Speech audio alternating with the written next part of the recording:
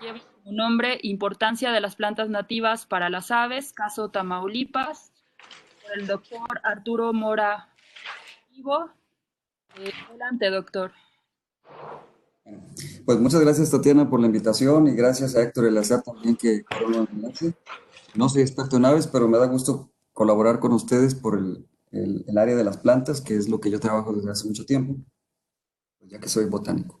Bueno, le puse caso Tamaulipas porque no me voy a concentrar solamente en la parte del matorral, que una zona de bosque urbano que tenemos aquí en Ciudad Victoria, que es el libro de las plantas silvestres del bosque urbano, que ustedes ya conocen seguramente.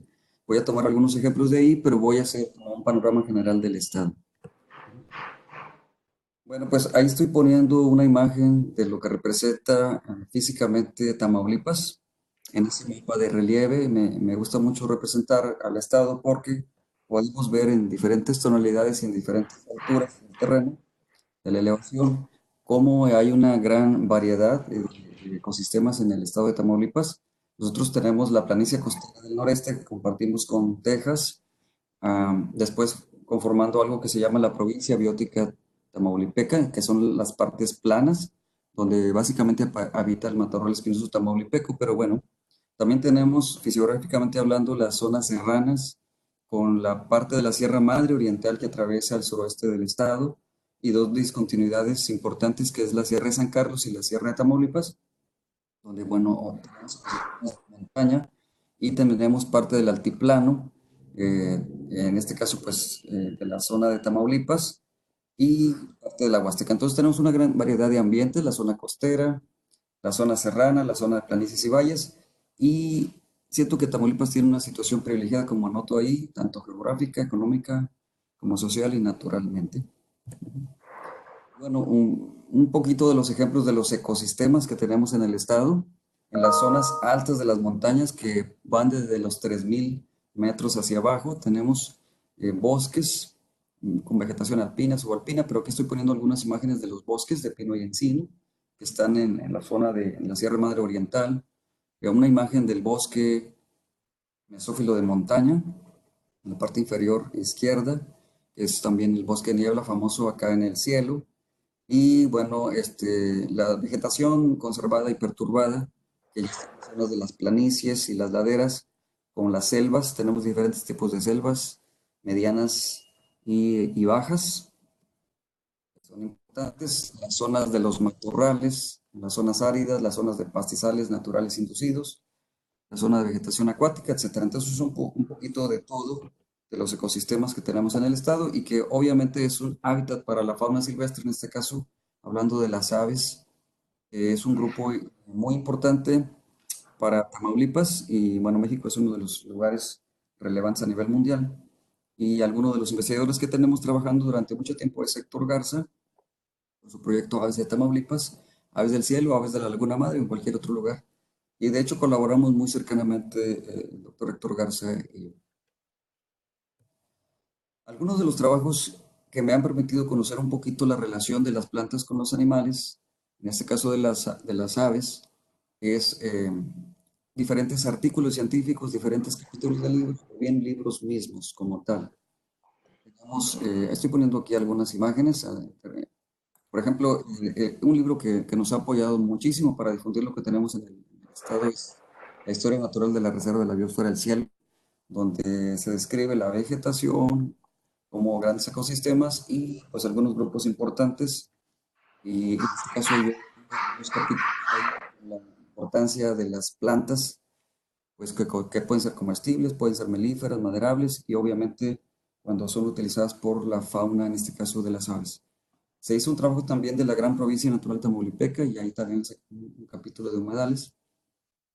Recientemente hice un trabajo, bueno, desde 2013 sobre las plantas silvestres de este bosque urbano, que es una zona privilegiada para Tamaulipas, porque aquí en la capital Ciudad Victoria tenemos una zona de los matorrales espinosos tamaulipecos, matorrales submontanos, pues que se convirtieron en un área protegida de carácter tipo bosque urbano aquí en el estado. Entonces hice un manual para conocer cuáles eran las 200 especies más importantes de plantas silvestres o asilvestradas, porque algunas son nativas, otras son introducidas, pero ya se han naturalizado. Y son a través de diferentes fichas donde voy a conocer las características de estas plantas típicas del matorral. Adicionalmente, se acaba de sacar un libro que se llama Las plantas del Jardín Botánico Anacahuito. Aquí en Ciudad Victoria tenemos un club de jardinería y diseño de algunas señoras que pues consiguieron el terreno para hacer un jardín botánico. En mi caso estuve asesorándolas para poder etiquetar las plantas y pues se complementa con lo que tiene el bosque urbano porque están casi al lado y ellas, aunque tienen más plantas cultivadas, pues en realidad forman parte de esta área natural que se llama ahora el refugio y ha tenido mucha importancia para las aves aquí en el centro del estado. Y también estoy en vías de publicar un libro que se llama Los árboles de la reserva del cielo, nomenclatura y uso tradicional. Ahí también doy a conocer cuál es la importancia de los árboles, no solamente del punto de vista cultural, sino útil también para las especies de la vida silvestre.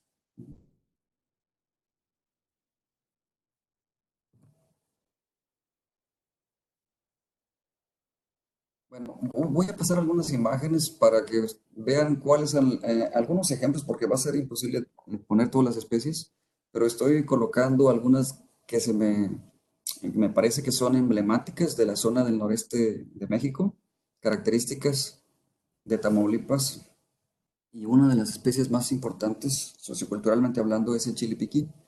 Capsicum amnum, variedad glabriosculum, es quizá el origen de muchos de los chiles que tenemos en el país, que se han domesticado. Y bueno, Tamaulipas es un centro de diversificación del maíz, el frijol y calabaza, y las poblaciones silvestres de chile piquín son interesantes, no solamente por el consumo que se tiene en ciertas épocas del año, sino porque en las zonas de diferentes ecosistemas, porque va desde la costa hasta las zonas de alta montaña, podemos encontrar esta planta que es un arbusto bajo que tiene frutos que son comestibles para el ser humano, pero obviamente también para las aves. Muchísimas aves consumen los frutos del chile piquín porque, bueno, se dice que las semillas tienen que pasar por el tracto digestivo de estas aves. Después de que evacúan, es muy fácil que puedan germinar. La gente lo puede germinar también, pero hay que escarificarlas, hay que darles tratamiento. Y bueno, la naturaleza hace su trabajo en el caso de las aves para que esta especie pueda tener una propagación. También es sabido por los campesinos que el chile piquín debe de tenerse cuidado al momento de colectarlo porque pues muchas serpientes están habitando cerca, esperando a las aves precisamente que se van acercando a consumir los frutos de esta planta. Otra planta característica que está aquí en Tamaulipas es el granjeno. Tenemos dos especies de granjeno, pero Celtis pálida es la especie más común en los matorrales. Es una planta espinosa que tiene frutos muy llamativos de color naranja. Yo los he probado, son dulces, pero es muy común que las aves estén perchando ahí entre las ramas de estos arbustos, porque bueno, consumen los frutos y bueno, son dispersoras importantes de, eh, de estos granjenos. El granjeno llamado Celtis pálida es la que se encuentra en las zonas de las planicies, en las zonas bajas, en las zonas de matorrales espinos tamaulipeco, pero también tenemos otra especie de Celtis que dependiendo de la taxonomía a veces le llaman Ehrenbergiana u otro nombre, y está en las zonas de las selvas, en las laderas de las montañas. Y también tiene los frutos de color naranja y también son consumidas por las aves más tropicales, en este caso. También, bueno, me pedí a Eleazar que comentara algo sobre el ciclo de vida de las plantas. Obviamente todas las que te estoy mencionando son nativas. La mayoría de ellas se reproducen por semilla. Eh, las plantas normalmente florecen en dos épocas del año aquí en el estado porque tenemos dos épocas de lluvia. Después de la primavera hasta el verano hay lluvias intermitentes, pero más o menos al final, ya en el otoño, septiembre, octubre, tenemos lluvias torrenciales y tenemos dos épocas de floración y obviamente de fructificación. Y estas plantas pues son los frutos y a la vuelta del próximo año pues ya podemos tener plántulas de la misma especie. Otra especie que es muy importante para nosotros es la palma real, que es Sabal mexicana. Estas palmas son más comunes en las partes tropicales de México. Conforme vamos avanzando latitudinalmente hacia el norte, pues van disminuyendo sus poblaciones. Las encontramos ya en su límite de distribución en el río Bravo, donde hay una buena cantidad de palmares de sabal mexicana. Y bueno, es muy sabido en esta zona, en algún momento se le conoció como el río de las palmas, como una especie muy importante para todas las aves, como los loros, cotorros, los cotorros cabeza amarillas, cabeza roja también, son muy comunes que hagan sus nidos ahí en los troncos, que son fáciles de excavar. Y bueno, es una de las especies que yo creo que ha podido mantener las poblaciones de cotorros y pericos aquí en el estado de Tamaulipas. Normalmente de los cuerpos de agua, pues en donde surgen los palmares, pero en las zonas de montaña, igualmente aquí estoy poniendo una imagen de un bosque de pino alterado, y donde se ha habido incendios, y el incendio favorece que remenen las semillas de sabal mexicana. Y bueno, ahí son hábitats importantes para estas aves de este tipo que son los cotorros. Otras aves que también son utilizadas como alimento o hábitat son algunas que parecieran palmas, que le dicen palma pita. Es una planta muy importante para la gente del estado porque las flores se consumen. Las zonas del desierto, los desiertos tamaulipecos y de los desiertos de otros estados como Sonora, Chihuahua, Nuevo León, son comunes las llamadas yucas o las pitas o las palmas samandocas. Tienen muchos nombres comunes, pero bueno, las flores, además de que son comestibles y que son utilizadas por muchas especies, incluyendo insectos y aves, producen estos frutos que se llaman dátiles. eh, Son dulces y tienen igual o mejor calidad que las palmas datileras, esas que son comerciales. Y, y aunque no se consumen de manera extensiva, localmente sí la gente las utiliza, y hemos visto las aves que están picoteando los frutos porque son dulces. Y finalmente, bueno, también influyen en la dispersión de estas especies que son importantes porque se utilizan, tienen muchos usos. Las hojas tienen unas fibras que se utilizan para hacer cordeles y para amarrar las tablas o las varas de las casas, etc. Otra planta también muy, muy emblemática que tenemos en el estado es Prosopis tamaulipana, uno de los tantos mezquites que hay en el país, muy, muy parecido a Prosopis levigata. Esta es una planta muy importante desde el punto de vista maderable, porque la gente la utiliza para postería, para construcción, para hacer horcones de casa. Pero bueno, muchas aves hacen sus nidos ahí esa es una de las grandes características del matorral espinoso tamaulipeco. A veces forma extensos llamados mezquitales en las zonas planas, donde el drenaje es deficiente. Y bueno, pues muchos insectos se acercan a la hora de la floración, que empieza más o menos a partir de marzo. Y bueno, muchas aves empiezan a buscar estos insectos también, o algunas de estas aves también pueden llegar a picotear los frutos, que son dulces, que son las vainas de mezquite, y que se utilizan también para consumo local. Es importante la especie porque está restringida solamente al centro-sur de Tamaulipas, y un poquito quizá entra en su distribución el norte de Veracruz y un poquito de San Luis. Entonces es endémica casi del estado. Comparte la distribución con algunos otros mezquites. Por ejemplo, tenemos el mezquite del norte, el Prosopis glandulosa, y tenemos Prosopis levigatus en la zona del altiplano, y un mezquite muy pequeño que mide unos cuantos centímetros que está en la Laguna Madre. Pero bueno, esta es una de las especies más importantes, no solamente para las aves, sino para otras especies de vida silvestre. También muy importante es el ébano. El ébano es un árbol de madera muy dura, igual que el mezquite, también es maderable.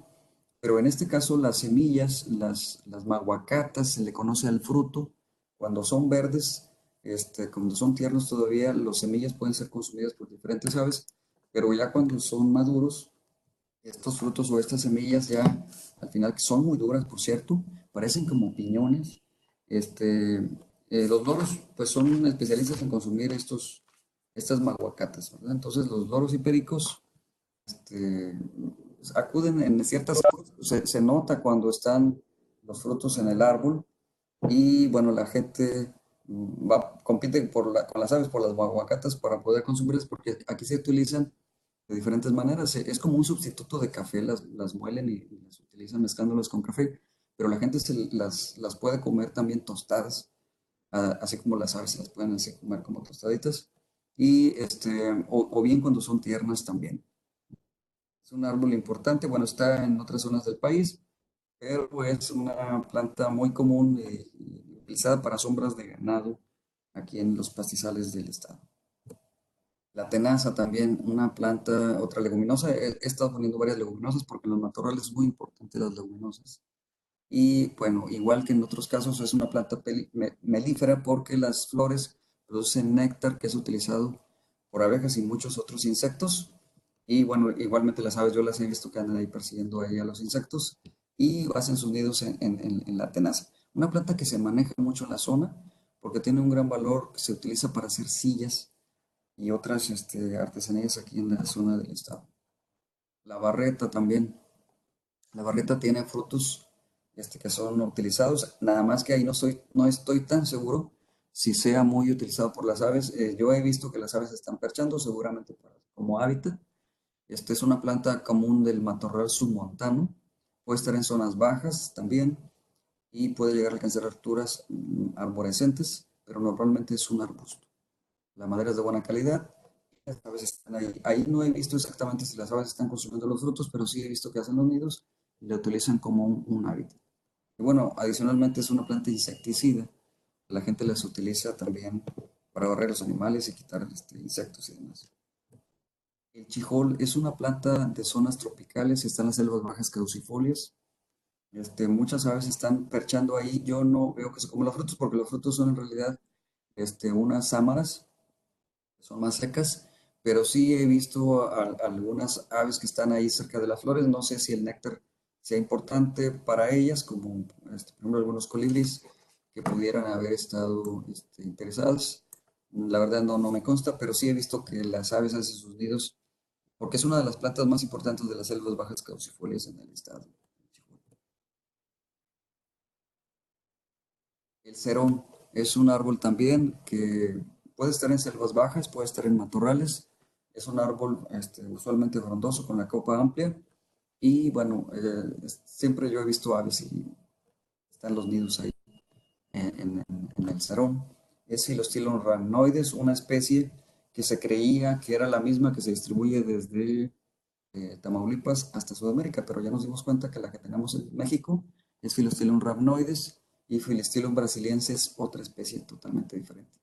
Y bueno, y los frutos no son jugosos, son también unas sámaras, pero las aves perchan mucho ahí en las ramas del cerón. Como ven en la imagen, en la parte inferior están algunos nopales, y bueno, pues a lo mejor ahí tienen sus nidos y bajan y luego picotean las tunas, que también son muy apreciadas por las aves. El palo de rosa es una planta característica también de las zonas bajas tropicales en el estado. He visto por el tipo de flor que varias especies de colibríes y algunos otros insectos buscan el néctar de las plantas de Tabebuia rosea, que es el palo de rosa, una planta que tiene multipropósito porque no solamente es ornamental, sino que la madera es muy apreciada para los muebles. Pero igual, son las aves, los nidos en el palo de rosa, zonas tropicales. Y la chicharrilla, Arpalicia arborescens, es otra leguminosa también de selvas bajas. A veces está cerca de los bosques. Este, es melífera, entonces muchos insectos se acercan ahí también a la planta. Las vainas, que son cortas, producen algunas semillas que yo he visto que las dispersan tanto aves como algunos mamíferos y bueno, son de importancia local para la ciudad, para la gente, los campesinos, porque también tiene uso maderal. En la zona de alta montaña está magnolia. Las magnolias son plantas también muy interesantes, son muy primitivas. Esta es una especie endémica, Magnolia tamaulipana. Compartimos un poquito con los límites de Nuevo León, pero básicamente está en el estado. Y bueno, aunque Los frutos de la magnolia, yo no he visto que se los coman los pájaros. Sí he visto que pues obviamente tienen sus nidos ahí en ramas de los árboles. Son unas flores muy grandes, muy llamativas. Estas son medicinales. Y bueno, la gente las busca mucho por esa razón. Además, también tienen potencial ornamental y se han estado utilizando también para estos efectos. Y los encinos igual, los frutos no son utilizados por las aves, pero sí son utilizados por otros mamíferos, algunos otros animales como las ardillas. Y yo he visto que pues sí, los nidos están solamente yo puestos ahí en la zona de los encinares, pero son extensos encinares en las zonas de Tamaulipas, en las zonas de las montañas, y donde he visto a una ave que se llama Anfeloca, algo así, pájaro azul. Creo que no fue. ¿Mande? Bueno, es un pájaro azul, así que yo lo he visto que anida ahí en los encinares. Diferentes especies de encinos, cuercos, pues aquí. Igual es el caso de los pinos, aunque aquí los pinos, bueno, no son utilizados normalmente, pero varias especies de pinos piñoneros, por ejemplo, en la zona del cuarto distrito le llamamos aquí a la zona del altiplano, son utilizados por algunos aves, las guacamayas pueden utilizar estos frutos para consumirlos. No todos los pinos tienen frutos comestibles porque algunas semillas son muy pequeñas, pero algunas especies de pinos tienen frutos grandes como los pinos piñoneros, que tenemos 3 especies de pinos piñoneros en el estado, y pues sí se utilizan para consumo para las aves que tienen el pico grueso.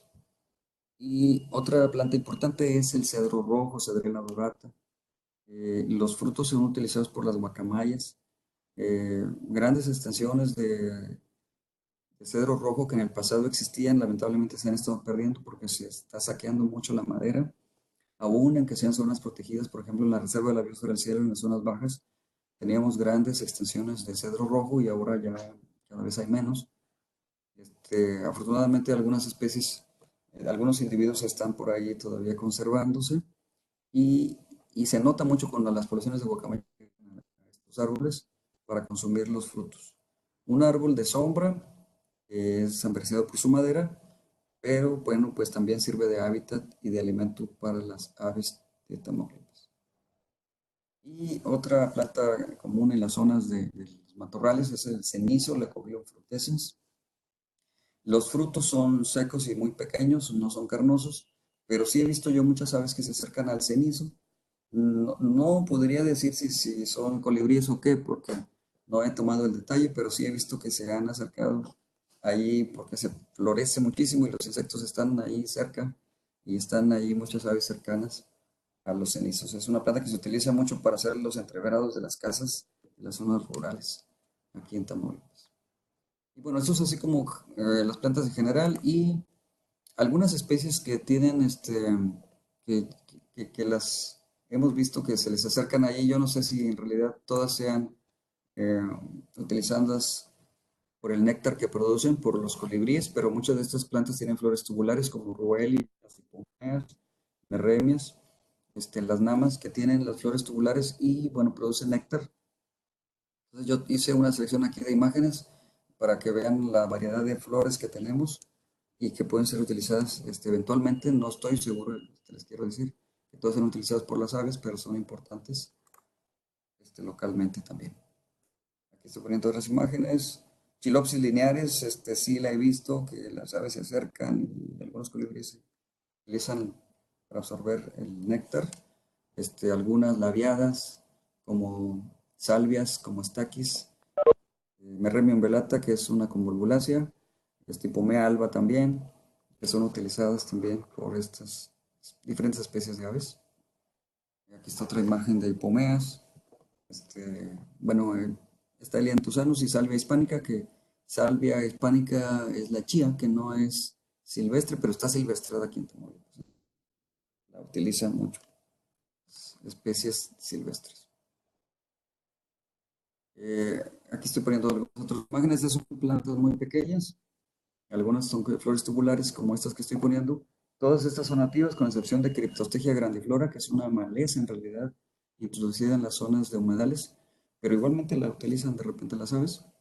Entonces, bueno, estoy poniendo la información. Están otras imágenes de Porculina pinnatifida, Gilia incisa, otra Hipomea carnea, Aidextis clematidia y Ricinus comunes que también es introducida.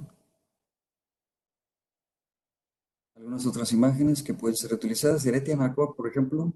Estoy poniendo aquí una imagen de los frutos. Tienen unas flores blancas muy llamativas, pero cuando llegan los frutos, yo he visto infinidad de pájaros que consumen los frutos y se los llevan para aquí, para acá. Hay muchos nidos en la anacua.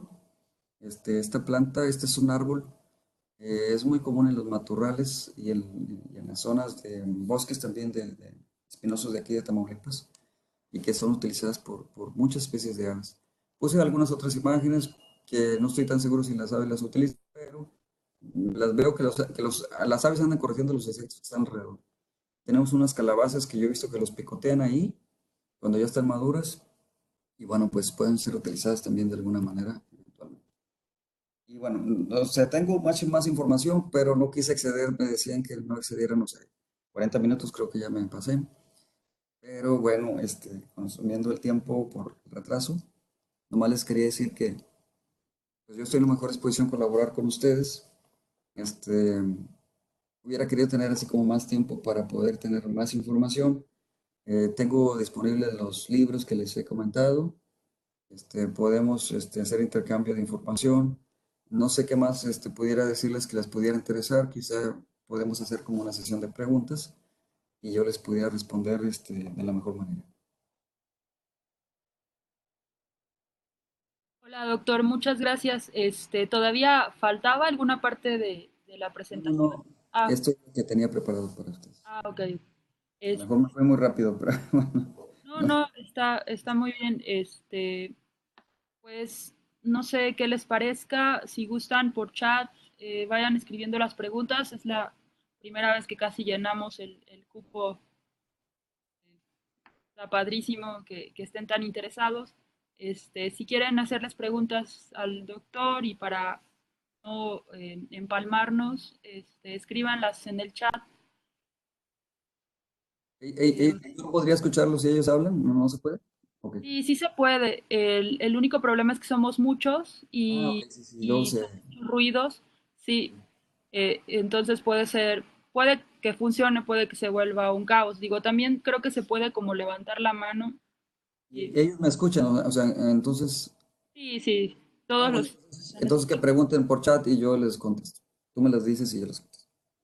Sí, bueno, el doctor seguramente Eleazar también ya le comentó, está enterado de este proyecto, ¿no? De Jardín Sí, para sí. las Aves, Ajá. que se está trabajando pues en equipo. Algunas de las plantas que usted mostró, doctor, em, requieren tiempo, ¿verdad? Para que lleguen como de repente a crecer. O sea, también hay algunas plantas que se requiere de paciencia, ¿verdad? Para que ya puedan tenerse, bueno, más en el caso de los árboles que mostraba, ¿cierto? Sí, lo interesante es que tenemos como un poco de todo, ¿verdad? Tenemos plantas herbáceas que son anuales, que son de rápido crecimiento y que pueden ser importantes para las aves. Y tenemos los arbustos que pues, duran menos, pero igual son leñosos. Pero el caso de los árboles, pues obviamente sí, el ciclo de vida es mucho más largo. Sin embargo, hay especies, por ejemplo, esta última que yo les comentaba, que es la náhuatl, más o menos al año de vida ya puede tener flores y frutos, aunque tenga unos 2 metros, 1 metro de altura, pueden llegar a florecer y fructificar. O sea, no tienen que llegar a que pidan 10 metros para que puedan ser útiles. Este, no son todos los casos, ¿verdad? Pero sí algunas especies pueden estilizarse. Entonces, lo que yo estaba pensando, ahorita para mí fue muy repentino, así hacer como, se me hacía un poco complicado hacer una selección, a ver, cuáles son las especies que utilizan las aves, porque como mi expertise no son las aves, entonces yo me concentro en las plantas solamente.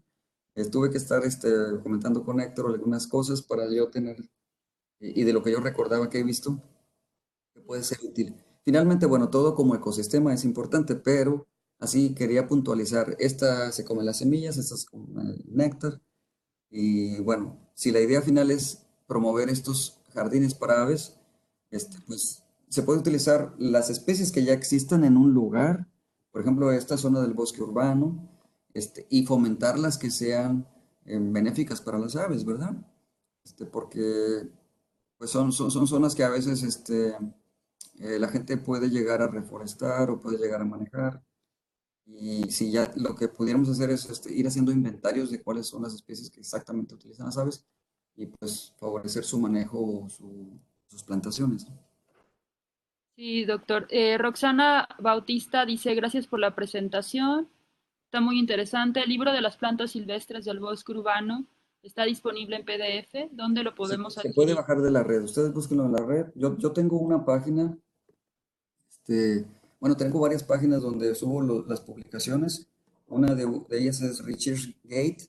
Si ustedes la buscan, ahí lo pueden encontrar. Está abierto a la gente. Búsquenme Arturo Mora Olivo. A veces me pongo Mora-Olivo y pueden bajarla por ahí. Y si no, pues yo me dan sus datos y yo les envío el PDF. Sí, si te parece bien, si me mandas el link, yo se los reenvío Ándale, a todos así por es. correo. Sí, se lo mando, claro. Lo que ahorita que mencionabas de esto de sacar plantas de que tal vez utilicen en bosques urbanos, digo, se nos ha quedado de tarea pues ubicar, ¿no? Identificar si son plantas nativas o introducidas, porque ya sabes, hay algunos bosques urbanos que pues han Sí, usado lo que tienen, no importa de dónde sea, ¿no? Sí. sí, Ah, dice André que esa es su pregunta. Ah, no. ¿Sí? Bueno, perdón. Adelante, doctor. efectivamente, hay bosques urbanos. Aquí tenemos estos dos ejemplos. El bosque urbano, originalmente puras plantas nativas, o una que otra asilvestrada, porque fueron introducidas hace, no sé, 80, 100 años, no sé, y están ya naturalizadas. Pero tenemos el jardín botánico que está al lado, pues que tiene muchas plantas cultivadas. Igualmente son hábitat para las aves. Pero bueno, siento yo que podríamos favorecer más lo silvestre o lo nativo. Pues lo que ya tienen ahí, simplemente los árboles que están en los camellones o en las plazas, son partes de la ecología urbana, pero pues ya están ahí, ¿no? Ya, a lo mejor con el paso del tiempo se pueden ir sustituyendo, pero igual tienen una función ecológica, ¿no? Que se pueden utilizar. Claro, la idea no sería quitar, ¿no? Sino, tal vez, Algo nuevo, ir poniendo nuevos. y en él lo nativo, Sí, yo también estoy de acuerdo en eso. ok. André Sebastián dice, en caso de plantas de ciclo de vida corto y temporal, herbáceas y arbustivas, es importante dejar espacios en el jardín donde van a crecer en su temporada, pero cuando estas desaparecen, oh Dios, perdón, hay que dejar ese espacio libre hasta que vuelvan a crecer. Sí, Ese lo es ideal es eso, porque, por ejemplo, las anuales, muchos colibríes, por ejemplo, les gustan las salvias, que son plantas anuales. Aquí la gente le dice mirtos. Es una planta que le dicen mirto porque a veces le dicen a los colibríes chupamirtos. Entonces, el chupamirto, pues, que es el colibrí, busca ese mirto, que es la salvia, que es una planta que tiene flores rojas tubulares, pero esa planta desaparece. Entonces, yo sí recomiendo que en ciertas áreas del jardín, las semillas germinan muy bien, o sea, no tienen problema. Produce bastantes frutos y bastantes semillas, entonces pueden juntar las semillas, ponerlas en la zona que ustedes consideren y después de las lluvias van a germinar y rápido, ¿no? En cuestión de unos 2 meses ya tienen ustedes sus plantas de 30 centímetros y forman buenas poblaciones y florecen bastante con que les dé el sol, porque necesitan sol. Entonces, sí tienen una gran cantidad de flores y que pueden ser utilizadas. Ese es algún ejemplo de herbácea, por ejemplo. Y tenemos el caso de los arbustos, que esos arbustos, pues, esos sí crecen mucho más rápido. Por ejemplo, uno que se llama el San Pedro, que tiene también flores amarillas tubulares. Esa crece muy rápido ustedes lo pueden sembrar y yo creo que en un año ya tiene las condiciones para que pueda tener flores.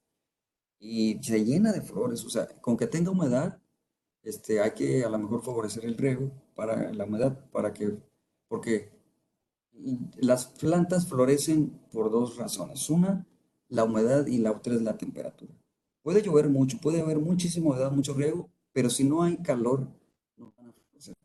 Entonces, en el momento en que sale el sol y se calienta, a los 2, 3 días empiezan a salir los botones y empiezan a florecer. Entonces, es muy importante conocer esta parte de los ciclos de vida de las plantas porque ya podemos predecir, bueno, en qué época vamos a tener qué especies que pueden ser utilizadas por tales aves, ¿no? Y bueno, agregando a su pregunta, dice, considerando esto, entonces el diseño del jardín debe tener una planificación bien pensada para que cuando las plantas desaparezcan, el jardín no se vea triste o muy pobre. Sí, yo lo que recomendaría es, por ejemplo, que no dejaran grandes extensiones para las herbáceas, sino que como que por bloques así intercalados, eh, en la estructura de la vegetación natural está muy bien, porque por ejemplo tenemos los árboles que forman copas grandes y luego hay zonas de sombra, porque algunas aves pues ahí van a estar puestas, pero buscan a las matorrales, digo, los arbustos o las herbáceas que están en las zonas bajas. Hay algo interesante ecológicamente hablando. Por ejemplo, hay unas plantas que se llaman nodriza, que son, por ejemplo, pueden ser las plantas más grandes, los esquites, pero necesita ciertas cactáceas que estén ahí cerca, más bien las cactáceas necesitan la nodriza, y el ave utiliza el árbol para hacer el nido, pero lo que consume son los frutos de la cactácea. Entonces, muchos cactus que son tipo biznaguita o que son tipo nopal, crecen en la base de estos árboles como los mezquites. Entonces, se puede intercalar un árbol y luego un arbusto y luego dejar un espacio para las herbáceas no muy grande para que todo el año se vea así como flores o plantas en general. Porque una vez alguien me decía, bueno, la mitad lo dejamos para herbáceas, la mitad para arbustos y árboles. Pues se va a ver feo porque en la época seca pues se va a ver pelón. Entonces más bien ir intercalando entre arbustos, hierbas y árboles. Eduardo de Irapuato dice, ¿qué controversias puede haber con especies de plantas silvestres introducidas y nativas con respecto a las aves? ¿Cree que las aves tienen más preferencia por plantas introducidas o por nativas? Yo creo que las aves prefieren las nativas. De hecho, las plantas introducidas, dependiendo de la época en la que fueron introducidas, van siendo reconocidas paulatinamente por la fauna silvestre. El problema es cuando son de reciente introducción y, por ejemplo, hay sequía y no hay alimento. Entonces, yo he visto animales que pueden llegar a consumir, tanto aves como otras, pueden llegar a consumir algo que no es nativo, pues yo digo, en momentos como de emergencia. Entonces, el problema de las especies introducidas es de que desconocemos bastante de sus ciclos, desconocemos a veces si tienen principios activos. Esta planta que les puse ahí de flores tubulares, Cryptostegia grandiflora, que está muy bonita, pero por ejemplo tiene un látex que es irritante. Este, Estos principios activos pueden tener algún efecto dañino, aunque yo sé que las especies evolutivamente se han adaptado y, por ejemplo, las aves que comen las mariposas monarca, que pueden ser tóxicas, pues no sé cómo le hacen, pero se las comen y no les pasa nada. Y son tóxicas las mariposas porque se alimentan de una planta que se llama Asclepias curasábica, que es tóxica la planta, ¿no? Uno la toca y el látex le puede quemar la piel a uno. Pero bueno, entonces esa planta es nativa, pero ya hay una coevolución ahí y las aves saben esto y no les pasa nada. Pero cuando llega algo nuevo, así como esta que les decía, Cryptostegia, entonces ahí no estamos seguros. Entonces lo ideal es no favorecer esas introducidas. Mejor lo que ya la naturaleza nos ha dado para evitar tener problemas en un futuro. Puede ser que haya una introducida que no le pase nada al ave, ¿verdad? Pero no lo sabemos. Doctor, hace rato que comentabas esto de las temperaturas, humedad, me vino la pregunta, bueno, habrá que también ubicar de qué plantas, de qué ecosistema estamos hablando, ¿cierto? Sí, sí, sí, Me lógico. brincó porque ayer justo este, pasábamos por Insurgentes, Ciudad de México, bueno, aquí en Ciudad de México, y hay unos árboles que están floreando, que siempre florean como cuando hace lo más frío que hace en Ciudad de México, ¿no? Ah, son moraditas, moraditas. Creo que sí, sí. Sí, Se ven porque raros aquí, o sea, no, me da la impresión de que no son de aquí, pero sí, efectivamente, yo he visto imágenes de ahí de los, por ejemplo, los camellones, las avenidas, y se ven los árboles llenos de flores. Este, es una planta introducida efectivamente, mm, no es nativa. La verdad no sé si esa planta sea útil para las aves. Tiene flores tubulares. Este, ¿sabes? Perdón, doctor, mi pregunta más era en relación a si hay bibliografía que nos pueda ayudar a ubicar como, no sé, justo características de algunas especies o si no de especies como en grupo. Yo sé que de plantas todavía falta mucho, tal vez por investigar, pero que nos pueda servir de referencia justo para empezar a hacer un ejercicio de qué es lo que va mejor en el jardín de la ciudad en donde nos encontramos, ¿no? para la Ciudad de México, por ejemplo, pues sí, es que sí falta bastante por documentarse. Aquí Eh, hablamos de toda la República Mexicana, pero sí, sí, sí, yo conozco mucho lo del noreste, porque pues aquí ya he estado muchísimos años, pero por ejemplo, en la Ciudad de México, pues solamente cuando la visito, cuando voy al herbario y que veo, pero sí lo que podríamos hacer es hacer como que los inventarios, primero de lo que está en ciertas áreas y luego ver ir expurgando cada especie, ¿verdad? Aquí, por ejemplo, tenemos una zona, así como en la zona centro de la ciudad, donde la gente va a pasear, es un parque, ¿verdad? Es un parque. Entonces ahí tenemos mezclas de cultivadas e introducidas, de hecho muchas introducidas, porque pues la gente siempre busca lo exótico, ¿no?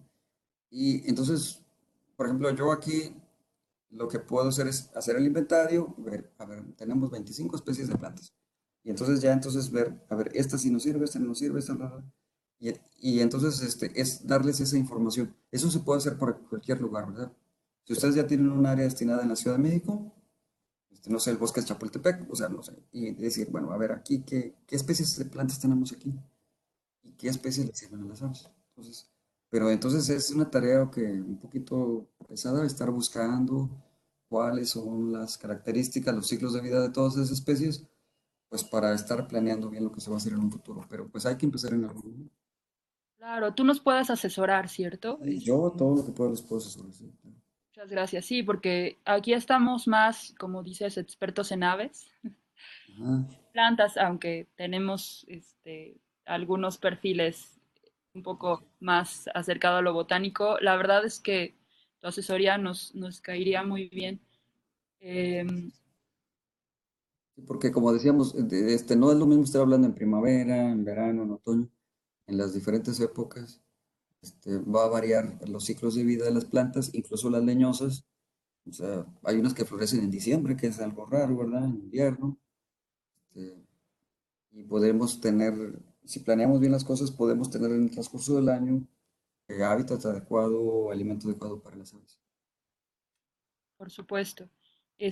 ¿Tienen alguna otra pregunta, chicos? Bueno, voy a darles unos segundos para hay que aprovechar al doctor. Creo que la plática justo nos viene muy bien. El ingeniero Eleazar nos ha apoyado también ya con talleres para, como dices, hay lugares en donde pues no hay como de dónde sacarla de algún invernadero, hacer rápida la compra, sino que en algunos lugares justo se tiene que trabajar desde la reproducción, Sí, cosa pues les da nuevos retos a así los es. integrantes. Ujú. Al parecer tú también tienes un poco de experiencia en esto de la reproducción, ¿cierto? Sí, sí, sí, yo tengo un poco de experiencia. No, no es así, mi fuerte, soy más taxónomo, pero por el mismo interés que tengo en las plantas necesito saber, Mm. este, por ejemplo, si es anual, si es perenne, cómo se reproduce. Pero estas guías, por ejemplo, que he estado haciendo Sí, últimamente, son muy tienen completas. entonces yo le trato de ponerle las características de la planta, el origen de distribución, Están aspectos buenísimas. Ujú. ecológicos y época de floración. Entonces, por ejemplo, yo tengo aquí el colima, uña de gato, florece de marzo a mayo. Entonces yo ya sé si la planta va a ser útil, entonces en esta época voy a tener presente esta especie. Sí. Cosas Y me así. pareció muy completo. El libro ya lo tengo, y pues sí, facilita. Y no hay muchas guías de plantas, fíjate que yo he visto que hay muchas guías de aves, eso sí, bastantes guías de aves, pero de plantas son pocas. No sé por qué razón, pero como que no llaman tanto la atención las plantas quizá, pero son útiles en realidad. Sí. Bueno, ahora con este trabajo de ciencia ciudadana, tal vez justo Más a que bien través del esto. programa Sí. se va a poder aportar. También hemos estado en contacto con la doctora Foro Arismendi, que tiene un proyecto, pero más enfocado, bueno, a polinizadores, ¿no? Que ahorita es como el fuerte, pues por la situación que están viviendo. Entonces, creo que justo tener un grupo de asesores como ustedes vendrá bien, porque, bueno, así aprenderemos de lo que ya está hecho, ¿no? Eh, Paula Pineda de Veracruz dice, ¿está en Naturalista? ¿Podríamos apoyarnos en identificación de plantas en la plataforma? Hay muy pocos que identifican plantas. Yo no estaba en naturalista, tenía la idea de que no era muy científico y no era muy confiable, porque pues ahí ya entra cualquiera, ¿verdad? Entonces, me insistía mucho la gente, tú que sabes de plantas, por lo menos queremos saber qué tienen en Tamaulipas, sube las fotos y regístrate. Yo no quería. ¿No? Después, en una plática que vino a dar alguien de la Conavio, nos dijo, ¿verdad? Que Sí, es importante, naturalista, que aún con todo lo que tiene de deficiencias y que malas identificaciones, pues es igual que las bases de datos, ¿verdad? Que podemos tener información ahí. Ahí lo interesante, dicen, es que está la imagen y las coordenadas de algo. Entonces, el día de mañana, aunque hoy esté mal, quizá mañana alguien la vea. Entonces, yo entré por casualidad, para estar buscaba una especie y había imagen. Entonces, yo dije, pero ¿cómo puede ser que le hayan puesto tal nombre? Entonces, quería corregirla, pero me di cuenta que tenía que registrarme, así que me registré para corregir ciertas cosas. Y sí, bueno, ya estoy ahí registrado, entonces ahí me pueden buscar o ahí me pueden poner o no sé de qué manera, no sé cómo funciona porque no tengo mucha experiencia de naturalista, pero yo creo que podemos hacer. definitivamente deberías de ser curador, que es como también funciona la plataforma Ajá. para que empezaras a apoyar, este, sí, nosotros estamos metidos más en haber aves que naturalista, pero pues por supuesto es como la plataforma Ciencia Ciudadana para el resto del grupo biológico que tenemos ahorita, como más importante y pues sí, si estás interesado, por supuesto, te mando la información. Paula Pineda dice, ¿cuál es tu usuario? Arturo Mora Olivo, así me pongo completo. Los escribo. Laura Olivo. Ya tenía apellidos de botánico, yo creo, desde el nacimiento. Sí, ¿eh? ¿Qué tal? Sí, Miriam de Bosque de Aragón pregunta, en cuanto a las plantas acuáticas, ¿habrá alguna recomendación de plantas que sean de preferencia para ciertas especies de aves? Miriam lleva 12 años trabajando, tienen ahí un humedal, por eso también su pregunta. pues me gustan mucho las plantas acuáticas y tengo conocimiento sobre ellas porque mi tesis doctoral fue con plantas acuáticas. En relación con los animales, pero si quisieran algún dato sobre las asesorar, ahí el detalle está que no tengo ahorita a la mano, o sea, no les podría decir con veracidad, tal especie le sirve a tal ave, o esta no le sirve o le hace daño, este, porque no lo he buscado, pero puedo, como ya conozco las plantas acuáticas, ahora sí lo que podría hacer es estar buscando la información de los frutos y de las maneras de dispersión de estas plantas, Sí sé que hay una relación de las aves acuáticas, porque lo hice en mi tesis de doctorado, de que algunas aves migratorias que son de las zonas acuáticas, como el pato cabeza roja, por ejemplo, se comen los rizomas de los marinos y algunas se comen muchas semillas, ¿verdad? De estas plantas acuáticas y los usan pues como dispersores. Las aves son dispersores. Entonces, de repente yo me encuentro plantas que son de Canadá y están acá en Tamaulipas, entonces dije, bueno, pues se la trajo uno de los gansos canadienses que llegan a descansar a la Laguna Madre. Pero la verdad yo no me había enfocado, no me he estado enfocando ahora pensando ya en jardines para aves y tener un humedal ahí cerquita, Bueno, pero lo podría hacer. ¿Sí me escuchan? Bueno, bueno, tal vez se cortó. ya, a ver, sí, se cortó, pero creo Ok, que ya te escuchamos. ok. Dice a Pineda, sí escuchamos. Ok.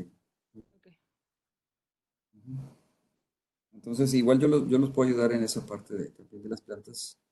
Perfecto, no, bueno, y también entonces nosotros podemos agregar con nuestra información. Miriam ahí puede empezar también a hacer estudios como más específicos, Sí, sí, claro.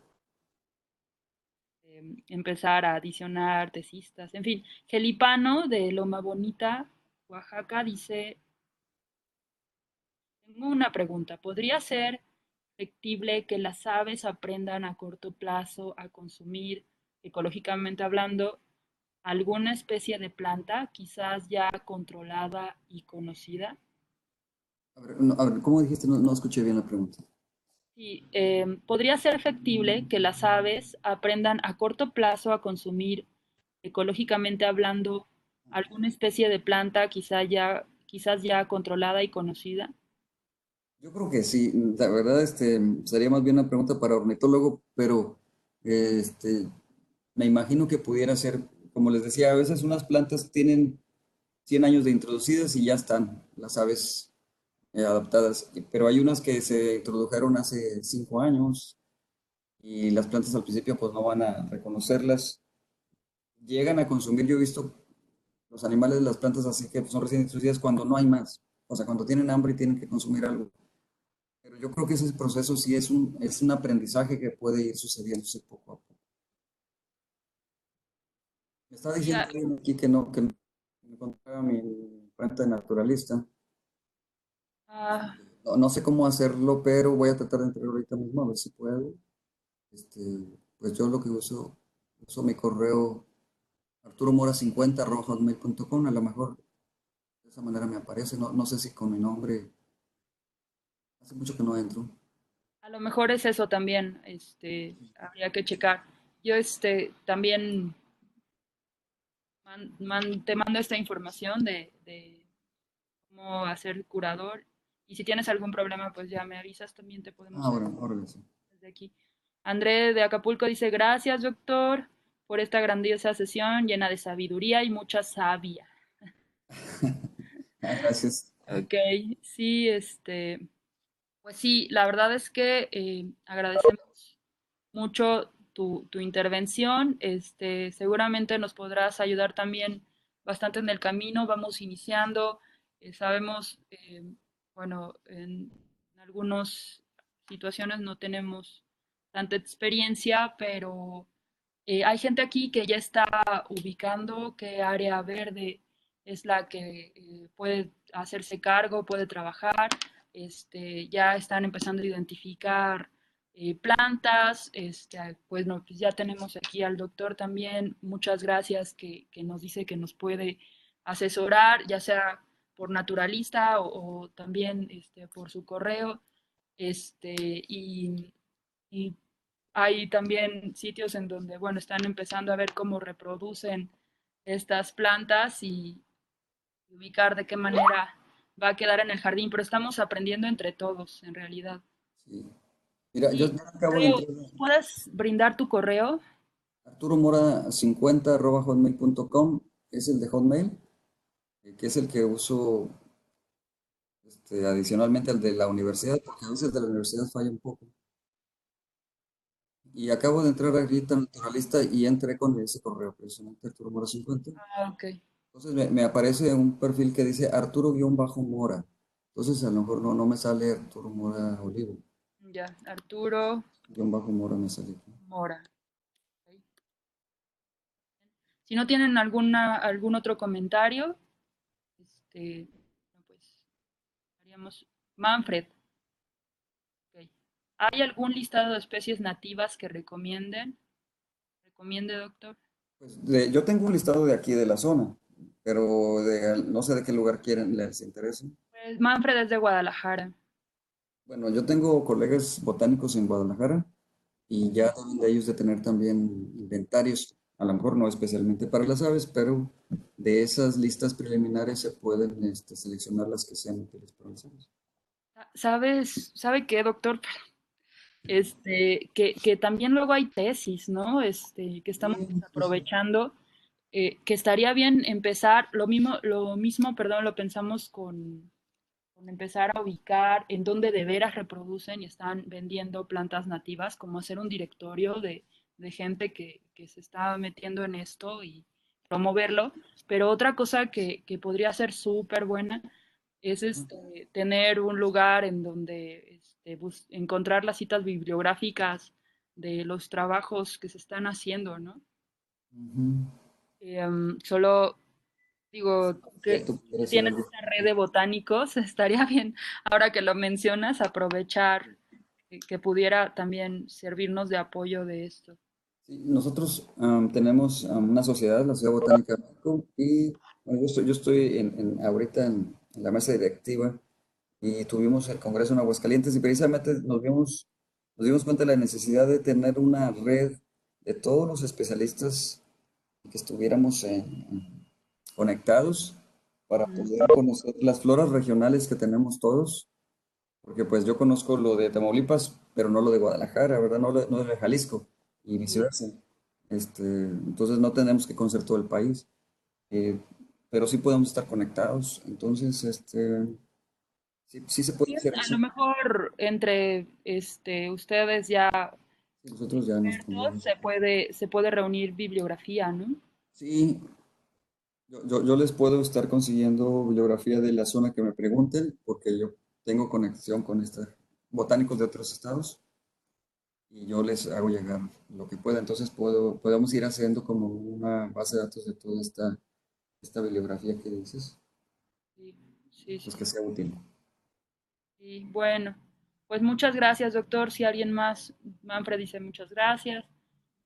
No tiene ninguna otra pregunta, daría por finalizada esta charla. Recuerden, la vamos a colgar, igual si la quieren volver a escuchar en el canal de YouTube del programa. Y sí, perdón por avisar en tan corto tiempo, No, no importa. pero Qué bueno que se pudo hacer. Me sí, sí, apenaba mucho los gracias por contactos. darnos el tiempo. Sí, muchas gracias.